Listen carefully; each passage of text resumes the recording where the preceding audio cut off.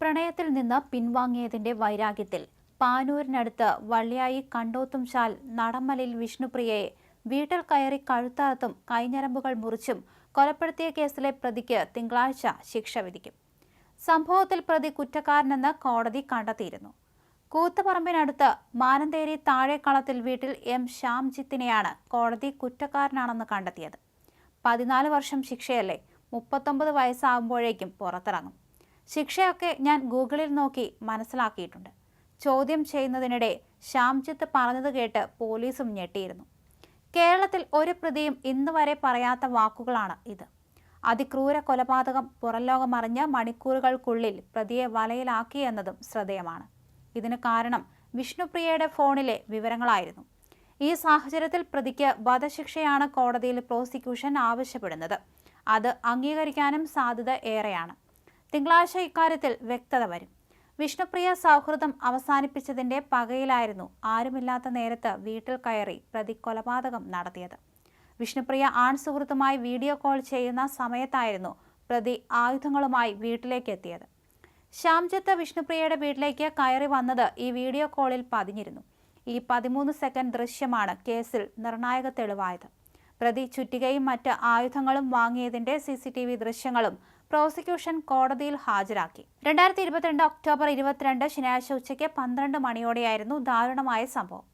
വിഷ്ണുപ്രിയയും ശ്യാംജിത്തും പ്രണയത്തിലായിരുന്നു എന്നും കൊലപാതകം നടക്കുന്നതിന് 2 മാസം മുൻപ് ഇവർ തെറ്റിപ്പിരിഞ്ഞെന്നും ഇതാണ് കൊലപാതകത്തിന് കാരണമെന്നാണ് പോലീസ് കണ്ടെത്തൽ.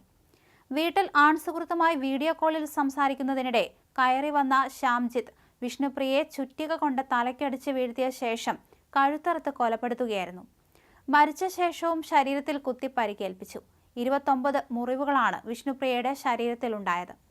വീട്ടുകാർ ഒരു മരണാനന്തര ചടങ്ങിൽ പങ്കെടുക്കാൻ പോയ സമയത്താണ് പ്രതി വിഷ്ണുപ്രിയയുടെ വീട്ടിലെത്തി കൊലപാതകം നടത്തിയത്. പാനൂർ ന്യൂക്ലിയസ് ക്ലിനിക്കിൽ ഫാർമസിസ്റ്റായിരുന്നു വിഷ്ണുപ്രിയ. കൊലപാതകം നടക്കുന്നതിന്റെ 6 ദിവസം മുൻപ് വിഷ്ണുപ്രിയയുടെ അച്ഛമ്മ മരിച്ചതിനാൽ ജോലിക്ക് പോയി തുടങ്ങിയിരുന്നില്ല. തൊട്ടടുത്ത് തന്നെയായിരുന്നു അച്ഛമ്മയുടെ വീട്. ബന്ധുക്കളൊക്കെ അവിടെയായിരുന്നു.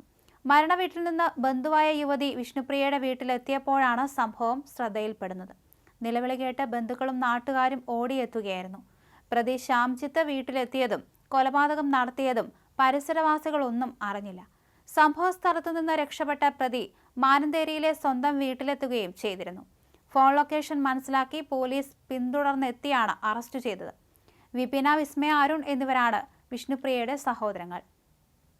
മൊകേരി വള്ളിയിലെ വിഷ്ണുപ്രിയ കൊല്ലപ്പെട്ടതറിഞ്ഞ് വീട്ടിലെത്തിയപ്പോൾ തന്നെ പോലീസിന് പ്രതിയെക്കുറിച്ചുള്ള സൂചന ലഭിച്ചിരുന്നു. ടവർ ലൊക്കേഷൻ പിടിച്ചെത്തിയാണ് ശ്യാംജിത്തിനെ മണിക്കൂറുകൾക്കുള്ളിൽ മാനന്തേരിയിലെ വീടിന് സമീപത്ത് വെച്ച് പോലീസ് പിടികൂടിയത്.